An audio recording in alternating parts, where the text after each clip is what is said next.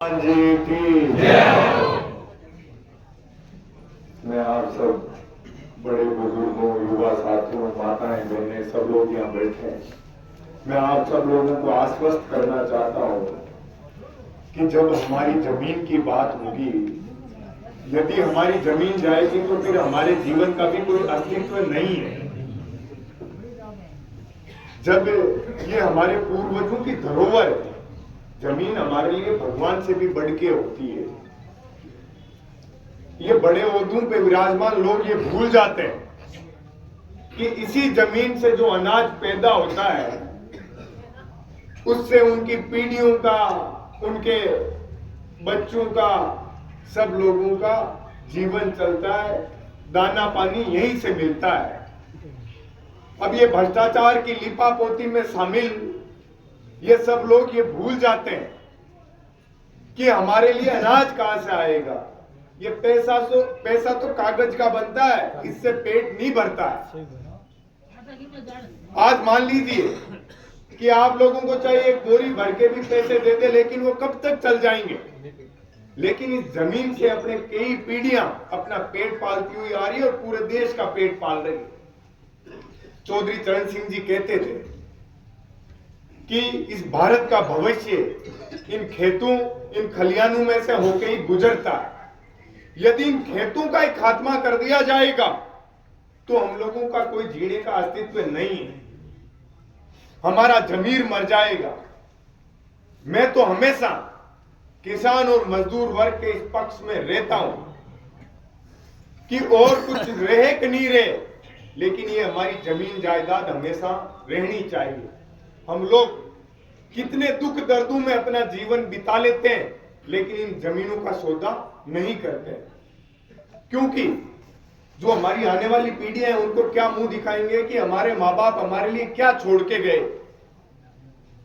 तो साथियों, आप लोगों में खूब ऊर्जा और जोश है। मैं एक बात ये मानता हूं और आप लोगों को भी इस बात का भरोसा दिलाता हूं, यदि आप सब लोग एक क्रांति की तरह इन जमीनों की सुरक्षा के लिए तैयार रहोगे तो हम सब लोग तो आपके साथ रहेंगे। आपका एक पत्थर भी, एक मिट्टी की एक मुट्ठी भी इधर से उधर नहीं करने देंगे।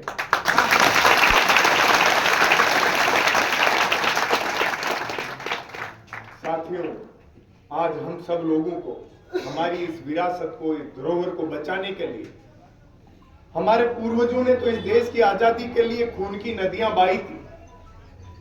हम लोग थोड़ा बहुत पसीना भी बहाएंगे तो किसी के पास इतनी ताकत नहीं है कि वो हम लोगों को झुका के हमारी जमीन के ऊपर कब्जा कर ले। मैं आज आपको ये बात कह के जा रहा हूं, आप लोग पूरी ताकत और मजबूती के साथ लड़ना। मैं तो आपका बेटा, आपका भाई हूं। जब आप लोग याद करोगे और आपके ऊपर कोई आंच आएगी तो मैं हमेशा टकराने के लिए, चाहे सामने कोई भी हो, मैं तैयार हूं।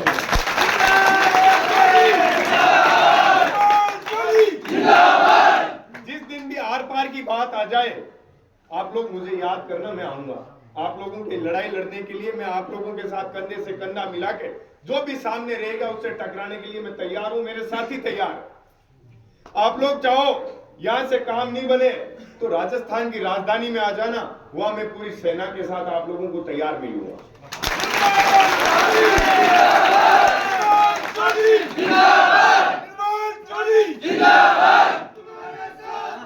आज मैं सभी युवा साथियों, तुम्हारे साथ है, तुम संघर्ष करो, हम तुम्हारे साथ हैं। आज सभी मेरे युवा साथियों से मेरी अपील रहेगी कि हमारे पूर्वजों ने कम पढ़ाई लिखाई करी, इसलिए उन्होंने सैकड़ों संघर्ष देखे और उन लोगों को कई बार दबाया गया भी कि उन लोगों को कानून की, अपने अधिकारों की, अपने हकों के बारे में जानकारी नहीं। आज आप सब लोगों को पढ़ाई लिखाई इतनी मजबूती से करना है कि आप इस दुनिया के किसी भी कोने में जाओ तो आप लोगों को आपका अधिकार और आपका जो हक हो उसके भली भांति आप लोगों को जानकारी रहे, ताकि कोई आदमी आपको किसी भी तानाशाही रवैये के तहत आपको दबा नहीं सके, प्रताड़ित नहीं कर सके, दुखी नहीं कर सके और कमजोर नहीं कर सके। पढ़ाई लिखाई के साथ साथियों कभी समझौता मत करना, क्योंकि हर आदमी ने अपने जीवन में इतना संघर्ष किया। ग्रामीण परिवेश के लोग हैं। आज देश के अंदर, लोकतंत्र के अंदर प्रधानमंत्री का चुनाव आप लोग करते हो, इस देश का भगवान आप लोग हो।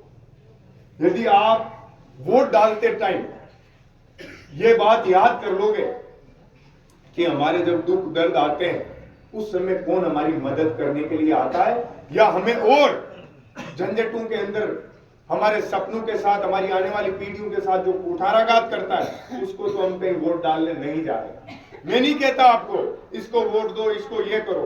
आप लोग लीडर पैदा करो।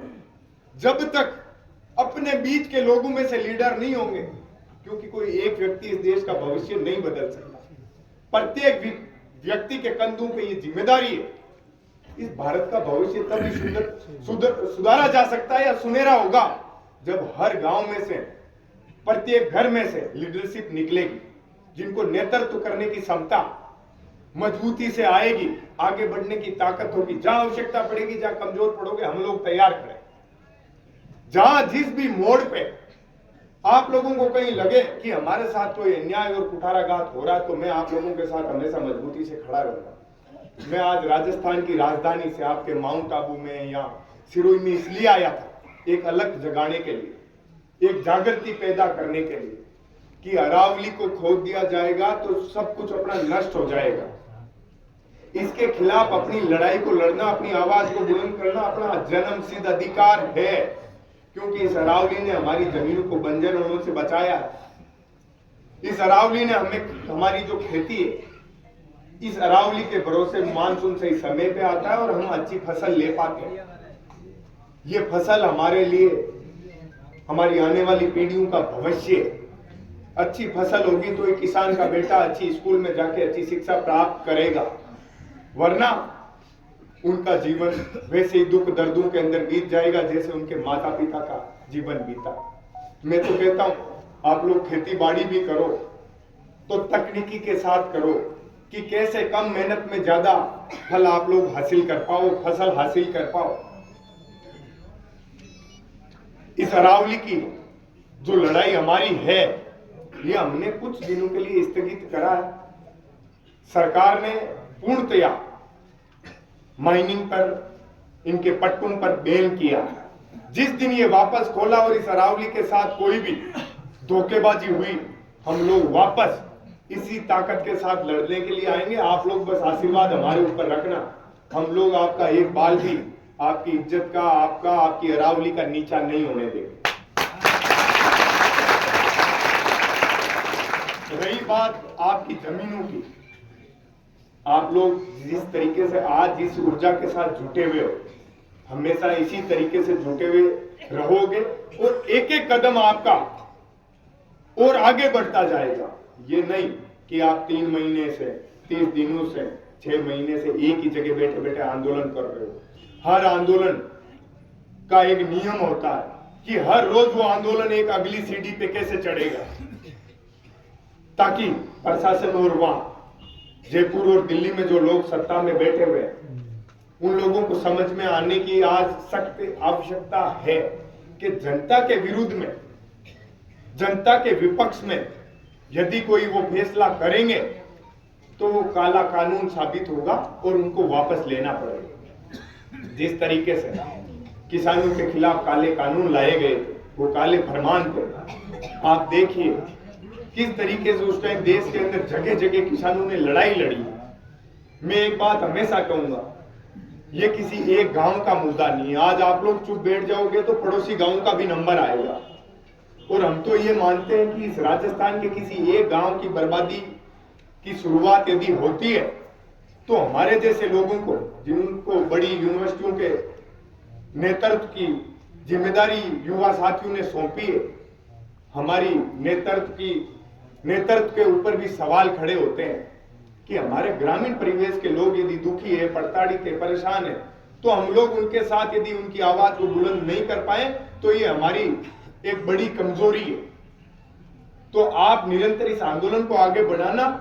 जहां भी आप लोगों को मेरी आवश्यकता महसूस हो, मैं आऊंगा लड़ने के लिए। जिस दिन आप याद करोगे उस दिन मैं लड़ने के लिए आऊंगा। लेकिन प्रत्येक बुजुर्ग को, युवा साथी को, माताओं बहनों को, बच्चों को ये जिम्मेदारी लेनी पड़ेगी कि लोकतंत्र में हर आदमी की उतनी जिम्मेदारी है जितनी कोई लड़ाई लड़ रहा है। उस लड़ाई लड़ने के जो शुरुआत करता है उसके जितनी की जितनी जिम्मेदारी 80 साल का बुजुर्ग यदि घर में सो रहा है तो उस बुजुर्ग का ये धर्म बनता है कि मैं कम से कम उस लड़ाई को लड़ ना सकूं तो उन बच्चों को इतना आशीर्वाद दूं, इतनी ताकत दूं कि वो और ऊर्जा के साथ आप लोगों की लड़ाई लड़े। आप लोग कतई कमजोर मत होना। अभी हनुमानगढ़ और गंगानगर के अंदर एक फैक्ट्री किसानों के विरुद्ध में, जनता के विरुद्ध में लगाई जा रही थी, उसका निर्माण किया जा रहा था, लेकिन वहां के लोगों ने पूरी ताकत के साथ लड़ाई को लड़ा, किसी चीज की परवाह नहीं करी। मैं तो कहता हूं जब हमारी खेती बाड़ी मतलब हमारा जीवन है और इस हमारा जीवन यापन के ऊपर यदि कोई हमला करेगा तो हम लोग ये नहीं सोचेंगे हम जी रहे हैं या मर रहे हैं। आप लोग सोचिए, इस देश की सीमा पर फौजी खड़े रहते हैं, क्या वो फौजी ये सोचता है मेरे गोली लग जाएगी मैं यहां से पीछे हट जाऊं? नहीं, वो कभी पीछे नहीं हटता। तो आप लोगों को भी ये तय करना पड़ेगा, ये सुनिश्चित करना पड़ेगा कि पीछे नहीं हटना है। जिएंगे तब तक अपने अधिकारों के लिए लड़ेंगे, वरना अपना जीना व्यर्थ है, जीने का कोई अर्थ नहीं है। तो मैं आप लोगों को शुभकामना दूंगा और जिस दिन मैं एक बात ये आप लोगों को और बता के जा रहा हूं, जिस दिन लाठी डंडे और गोली की बारी आई उस दिन हमें आगे कर देना, बुला के जिम्मेदारी दे देना।